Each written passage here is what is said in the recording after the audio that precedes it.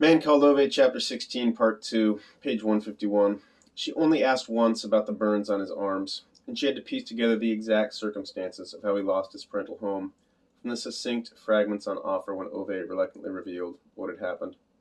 In the end, she found out how he got the scars, and when one of her girlfriends asked why she loved him, she answered that most men ran away from an inferno, but men like Ove ran into it. Ove did not meet Sonia's father more times than he could count on his fingers. The old man lived a long way north, a good way into the forest, almost as if he had consulted a map of all the population centers in the country before concluding that this was as far from other people as one could live. Sonia's mother had died in the maternity bed. Her father never remarried. I have a woman. She's just not home at the moment, he spat out the few times anyone dared to bring up the question.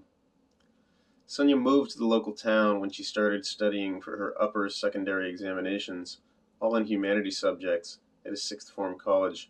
Her father looked at her with boundless indignation when she suggested that he might like to come with her. What can I do there? Meet folk? He growled. He always spoke the word folk as if it were a swear word. But Sonia let him be. Apart from her weekend visits and his monthly trip in the truck to the grocery store in the nearest village, he only had Ernest for company. Ernest was the biggest farm cat in the world. When Sonia was small, she actually thought he was a pony. He came and went in her father's house as he pleased, but he didn't live there. Where he lived, in fact, was not known to anyone. Sonia named him Ernest after Ernest Hemingway. Her father had never bothered with books. When his daughter sat reading the newspaper at the age of 5, he wasn't so stupid that he tried to avoid doing something about it. A girl can't read shit like that. She'll lose her head, he stated, as he pushed her towards the library counter in the village. The old librarian didn't quite know what he meant by that, but there was no doubt about the girl's quite outstanding intellect. The monthly trip to the grocery store simply had to be extended to a monthly trip to the library. The librarian and father decided together without any particular need to discuss it further. By the time Sonia passed her 12th birthday, she had read all the books, at least twice. The ones she liked, such as The Old Man and the Sea, she'd read it so many times that she lost count. So Ernest ended up being called Ernest, and no one owned him. He didn't talk, but he liked to go fishing with her father, who appreciated his qualities. They would share the catch equally once they got home. The first time Sonia brought Ove out to the old wooden house in the forest, Ove and her father sat in buttoned-up silence opposite each other, staring down at their food for almost an hour, while she tried to encourage some form of civilized conversation. Neither of the men could quite understand what they were doing there, apart from the fact that it was important to the only woman either of them cared about. They had both protested about the whole arrangement insistently and vociferously, but without success. Sonia's father was negatively disposed from the very beginning. All he knew about this boy was that he came from town, and that Sonia had mentioned that he did not like cats very much. These were two characteristics, as far as he was concerned, that gave him reason enough to view Ove as unreliable. As for Ove, he felt he was at a job interview. He had never been very good at that sort of thing. So when Sonia wasn't talking, which admittedly she did almost all the time, there was a sort of silence in the room that can only arise between a man who does not want to lose his daughter and a man who has not yet completely understood that he has been chosen to take her away from there. Finally, Sonia kicked Ove's shin bone to make him say something. Ove looked up from his plate and noted the angry twitches around the edge of his over eyes. He cleared his throat and looked around with a certain desperation to find something to ask this old man about, because this is what Ove had learned. If one didn't have anything to say, one had to find something to ask. There was one thing that made people forget to dislike one. It was when they were given the opportunity to talk about themselves. At long last, Ove's gaze fell on the truck, visible to the old man's kitchen window. That's an L10, isn't it? He said, pointing with his fork. Yep, said the old man, looking down at his plate. Saab is making them now, Ove stated with a short nod. Scania, the old man roared, glaring at Ove.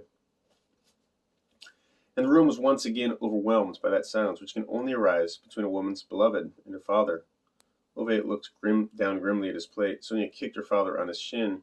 Her father looked back at her grumpily until he saw those twitches around her eyes. He was not so stupid a man that he had not learned to avoid what tended to happen after them. So he cleared his throat irately and picked at his food. Just because some suit at Saab waved his wallet around and bought the factory, it doesn't stop being a Scania, he grunted in a low voice, which was slightly less accusing, and then moved his shin bones a little farther from his daughter's shoe. Sonia's father had always driven Scania trucks. He couldn't understand why anyone would have anything else. Then, after years of consumer loyalty, they merged with Saab. It was a treachery he never quite forgave them for. Ove, who in turn had become very interested in Scania when they merged with Saab, looked thoughtfully out of the window while chewing his potato. "Does it run well?" he asked. "No," muttered the old man irascibly, and went back to his plate. "None of their models run well. None of them are built right. Mechanics want half a fortune to fix anything on it," he added, as if he were actually explaining it to someone sitting under the table. "I can have a look at it if you let me," said Ove, and looked enthusiastic all of a sudden. It was the first time Sonia could ever remember him actually sounding enthusiastic about anything. Two men looked at each other for a moment, then Sonia's father nodded, and Ove nodded curtly back. Then they rose to their feet, objective and determined, in the way two men might behave if they had just agreed to go and kill a third man. A few minutes later, Sonia's father came back into the kitchen leaning on his stick, and sank into his chair with his chronically dissatisfied mumbling. He sat there for a good while, stuffing his pipe with care, then at last nodded at the saucepans and managed to say, "Nice." "Thanks, Dad," she smiled. "You cooked it, not me," he said. The thanks was not for the food, she answered, and took away the plates, kissing her father tenderly on his forehead at the same time that she saw Ove diving in under the hood of the truck in the yard.